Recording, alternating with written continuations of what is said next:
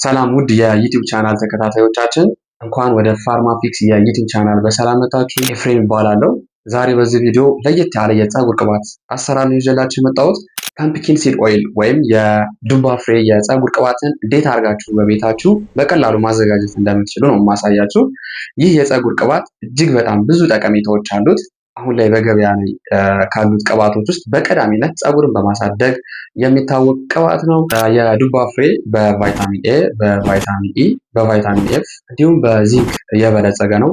ይህም የፀጉርን በመመገብ ጠንካራ ፀጉር እንዲኖረን ያስችለናል። በሞይስቸራይዚንግ ባህሪው ይታወቃል። ይህም የደረቀ የራስ ቅልን በደንብ በማውዛት ዳንድረፍ ወይም ፎሮፎርን ይከላከላል። እንዲሁም ደረቅ ቆዳን ይመግባል። የዱባ ፍሬ የፀጉር ቅባትን ሀገራችን ላይ በሰፊው ለማግኘት እንቸገራለን። እጅግ በጣም ብዙ ጥቅም አለው።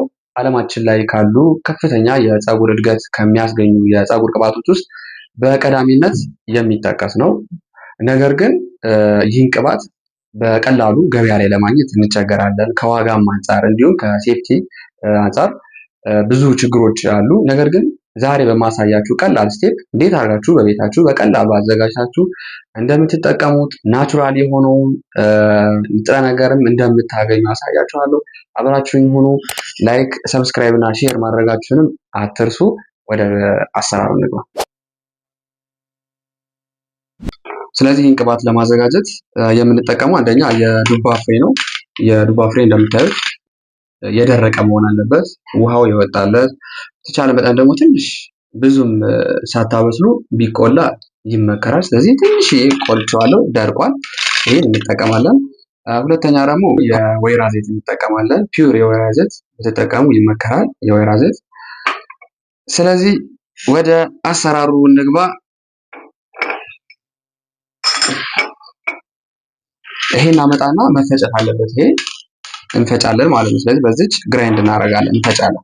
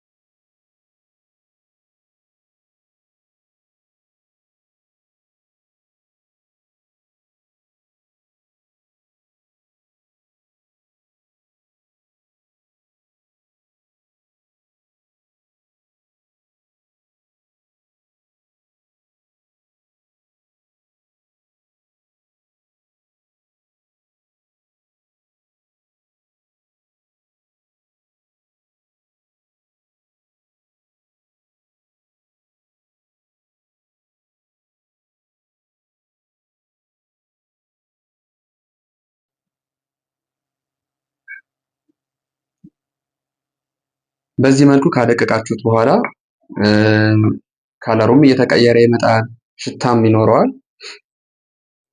እንደምታዩት። ከዛ ወደ ደብል ቦይለር ነው የምንሄደው።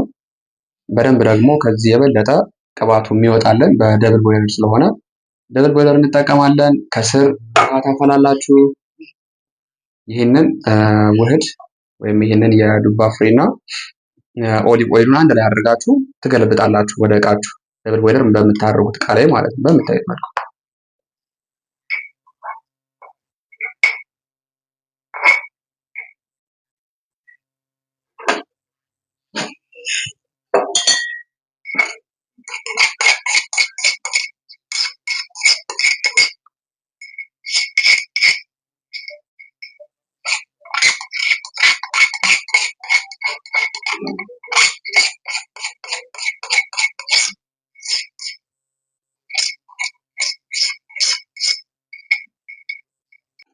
ፎከስ አድርጌ ብቻ ቀርጸው።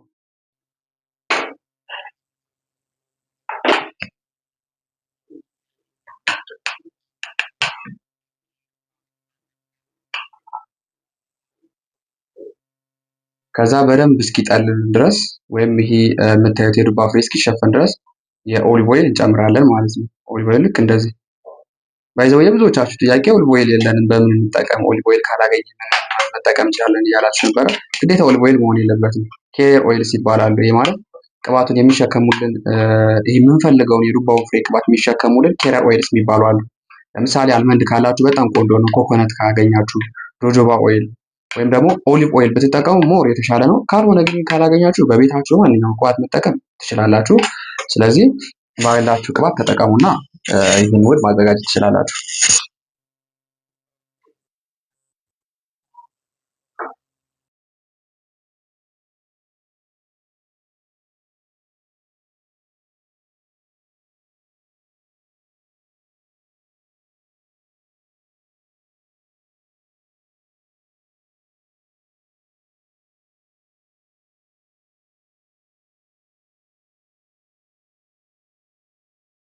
ፓወሩ በጣም መቀነስ አለበት። ሂቱ ከስር የምትጠቀሙት ቅባት ከስር የምትጠቀሙት በጣም መቀነስ አለበት። ቀስ ብሎ ቢወጣ በእርግጠኝነት የምትፈልጉትን ኮንሰንትሬሽን ታገኛላችሁ። የሚወጣውን ቅባትም ሳይጎዳ ይወጣል ማለት ነው። ስለዚህ ሁሌም እንደምነግራችሁ ይሄኛው ደብል ቦይለር ስትጠቀሙ ሂቱን አብዛኞቻችሁ ታበስሉታላችሁ። ስለዚህ መብሰል የለበትም። በውስጥ የምትጠይቁኝ ያላችሁ አታብስሉት። ቀስ አድርጋችሁ እንደዚህ ያውጡ። ያው እንደምታዩት አሁን በጣም ወፍራም ነው። አሁን ራሱ ያስታውቃል። እንግዲህ ከጣድኩት አንድ 3 ደቂቃ ቢሆን ነው፣ ግን አሁንም በደንብ እየወፈረ ነው የሚመጣው። እየወፈረ ቅባቱ እየወጣ ይመጣል። ስለዚህ ኃይሉን ቀንሱት። ከስር ያለው ሙቀት ለው ሂት ላይ አድርጉት። እሺ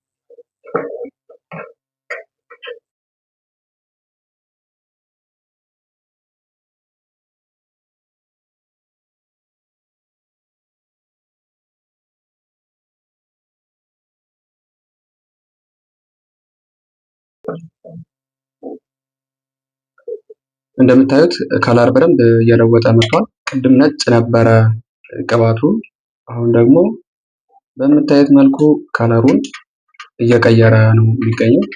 እስካሁን ወደ 15 ደቂቃ ይሆነዋል በደብል ቦይለር ላይ ካስቀመጥኩት። ስለዚህ አንድ 5 ደቂቃ እንጠብቀውና በደንብ አሁንም ብናወጣው በደንብ ማግኘትን ያለብንን ቅባት አግኝተናል ለመናገር፣ ግን ትንሽ 5 ደቂቃ እንጠብቀው። ቶታሊ 20 ደቂቃ ወሰደብን ማለት ነው።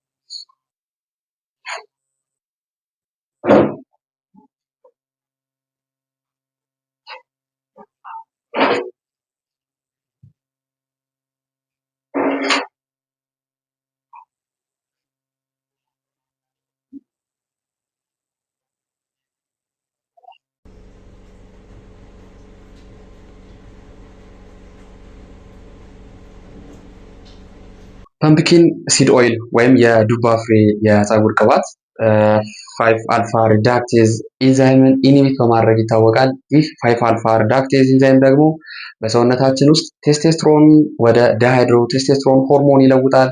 ይህ ዳሃይድሮ ቴስቴስትሮን ሆርሞን ደግሞ ለራሰ በራነት ዋና መንስኤ ተደርጎ ይወሰዳል። ስለዚህ ራሰ በራነት እንዳይከሰት ኦልሬዲ የጀመረው ከሆነ ደግሞ በፀጉራችን ውስጥ እየገባ ያለ ከሆነ እሱንም ይከላከልናል። ስለዚህ ለወንዶችም ለሴቶችም ይሆናል። ይህንን ቅባት በሳምንት 2 ጊዜ ብትጠቀሙ በእርግጠኝነት ትልቅ ለውጥ ታዩበታላችሁ። ኮሜንት ላይ መታችሁ አመሰግናለሁ የሚል ኮሜንት እንደምጽፉልኝ እርግጠኛ ነኝ። በዚህ ቻናል ይበቃል። ይህንን የፐምፕኪን ሲድ ኦይል የፀጉር ቅባት ስትጠቀሙ መጀመሪያ ከአለርጂክ ነፃ መሆናችሁን ከአሁን በፊትም እንደምነግራችሁ ሁልጊዜ ቼክ ማድረግ ይኖርባችኋል። ቅድመ ሙከራ የት ቼክ ታደርጉታላችሁ? አንደኛ እጃችሁ ላይ የተወሰነች ቅባት ወስዳችሁ ትቀባላችሁ።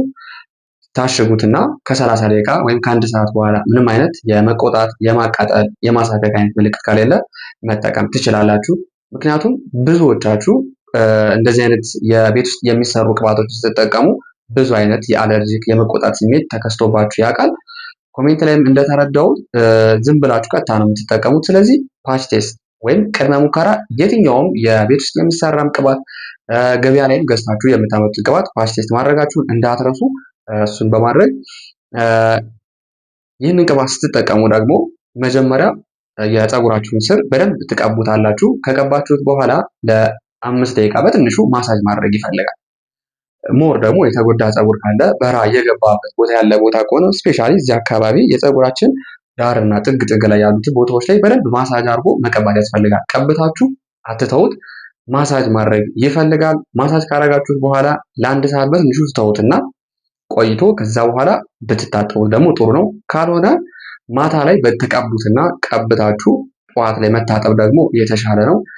ስለዚህ ይህን ቅባት በሳምንት 2 ጊዜ ብቻ ተጠቀሙት። በእርግጠኝነት ኮንሲስተንስ ሆናችሁ ሳታቋርጡና ሳትሰለቹ 3 ወር ከተጠቀማችሁት ለውጡ በደንብ ታዩታላችሁ።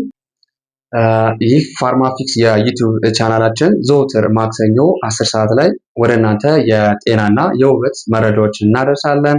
ሰብስክራይብ በማድረግ ቤተሰብ የሆኑ ጠቃሚ መረጃዎችን ወደ እናንተ እናጋራችኋለን። አብሬያችሁ ኤፍሬም ነበርኩኝ። በቀጣይ እስክንገናኝ መልካም ጊዜ ይሁንላችሁ።